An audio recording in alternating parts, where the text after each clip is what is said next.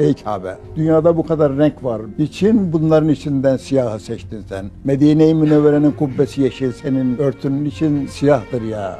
970'lerde Afgan sefiri vardı Sadık Bey diye, şairdi. Medine'ye geldikçe şiirler getirir gösterir. Son gelişiydi, ondan sonra şehit oldu. Sefir Bey gene şiir var mı dedim, var dedi. İçinde bir beyit var, ağlayarak yazdım. Hangisi olduğunu bilirsen şair olduğunu tasdik ederim dedi. Sefir Bey Kabe'ye soruyor. Ey Kabe, dünyada bu kadar renk var. Beyaz, sarı, pembe, mavi, kırmızı, semavi. Niçin bunların içinden siyahı seçtin sen? Medine-i Münevvere'nin kubbesi yeşil, senin örtünün için siyahtır ya.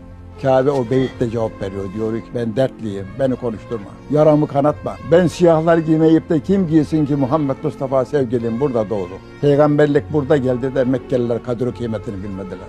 Beni bıraktı da Medine'ye gitti. O günden beri ben siyahlar giyerim, Medine yeşiller giyer.